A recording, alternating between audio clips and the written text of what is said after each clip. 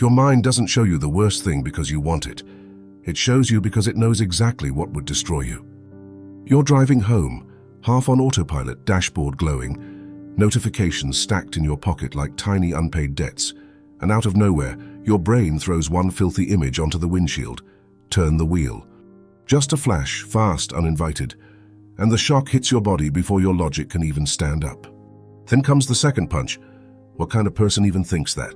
The same thing happens when you're holding a baby, and your brain spits out the image of dropping it. Or when you stand near a balcony, and your mind sketches the one movement that would ruin everything.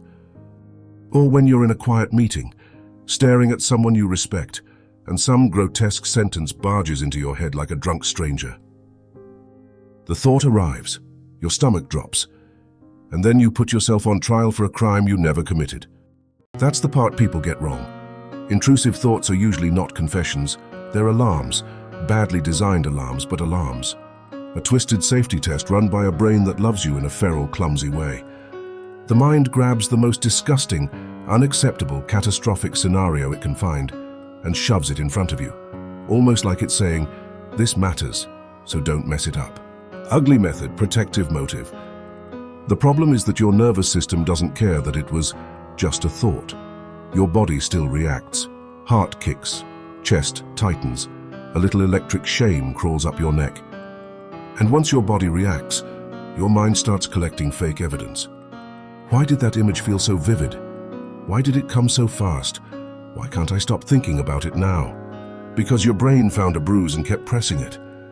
Research suggests unwanted thoughts are common, including violent, taboo, or disturbing ones.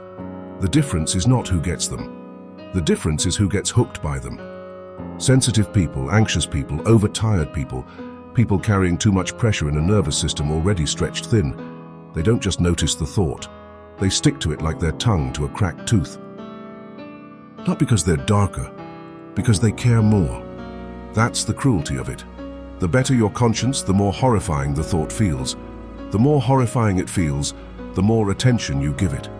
The more attention you give it, the more your brain tags it as important. Then it returns, again and again, like an app you never opened but somehow keeps sending notifications. Your mind is not exposing your secret desire. It is testing the fence. That's why the content is so specific, not random, not neutral. It goes straight for what you value. Love the child, it attacks there. Value control, it attacks there. Scared of becoming dangerous, disgusting, reckless, disloyal, blasphemous, broken, perfect. The mind drags a muddy boot across exactly that clean floor. Because fear is a highlighter. And modern life makes this worse. You're already running too many tabs. Half your day is spent acting normal while your attention is being chopped into confetti by messages, deadlines, algorithmic bait, office politeness, fake urgency, therapy language used like perfume over panic, and the constant pressure to look stable, productive, and morally tidy. A brain living in that much static becomes obsessed with control. And when control becomes sacred, the scariest thing in the room is your own unpredictability. So the mind starts checking. Would you do this? Would you snap? Would you ruin it? Would you become the kind of person you fear? Not because it wants the answer to be yes, because it desperately wants the answer to stay no. That's the trapdoor. The intrusive thought is not the deepest problem.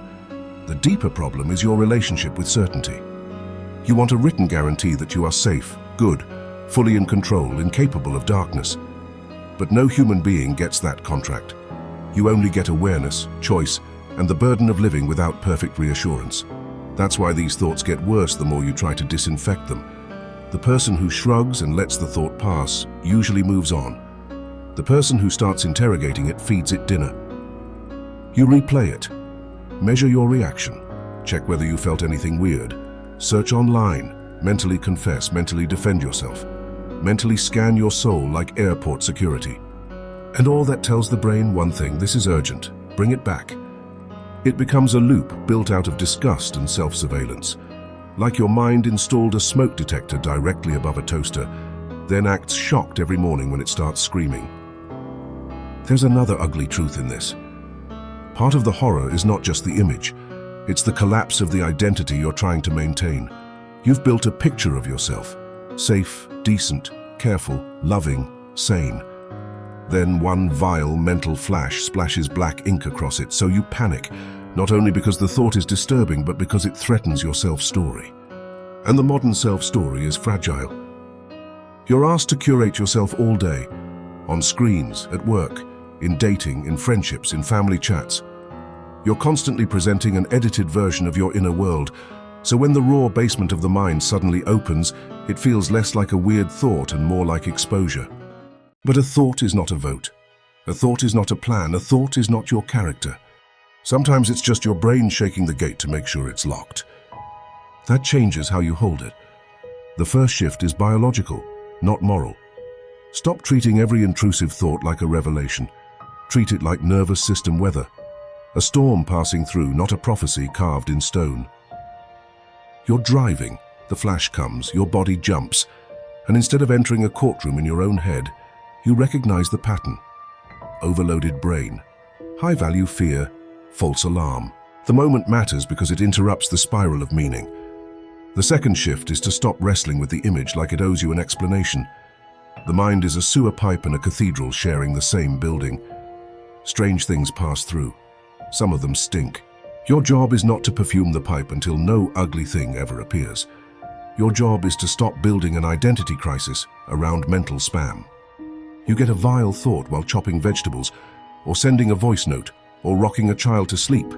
It lands. You don't crown it king. You let it be trash on the conveyor belt. The third shift is quieter and harder. Build a life with less internal friction. Intrusive thoughts love exhaustion, isolation, and pressure. They thrive when your system is raw.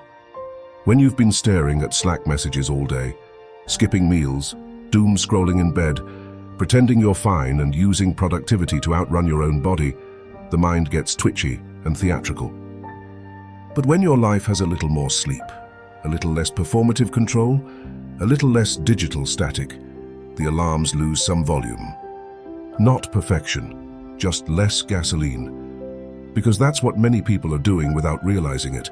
They're pouring gasoline on a false alarm, then blaming themselves for the fire. And once you see this clearly, the shame starts to loosen. The baby dropping image, the lane-swerving flash, the sudden obscene sentence in a sacred moment. They feel dark because they touch what you would never choose. That's exactly why they hurt. A cruel mind wouldn't be rattled by them. A numb mind wouldn't recoil.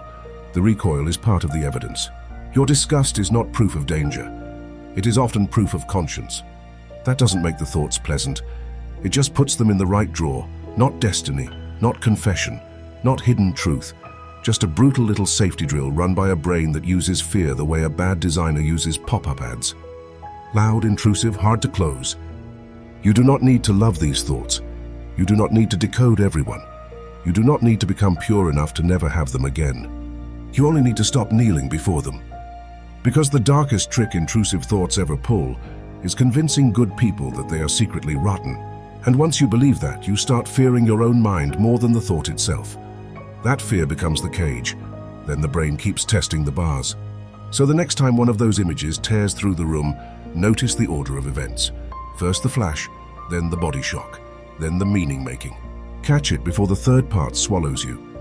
The thought came from the same mind that generates nightmares, stupid jingles, fake arguments in the shower, and sudden memories from years ago. Your brain is a chaos machine with a security job. It is not a holy courtroom. And maybe the most disturbing part is also the most freeing. The mind can generate almost anything. Your life is built from what you do next. When was the last time an intrusive thought hit you in the middle of something ordinary? And what was that ordinary moment?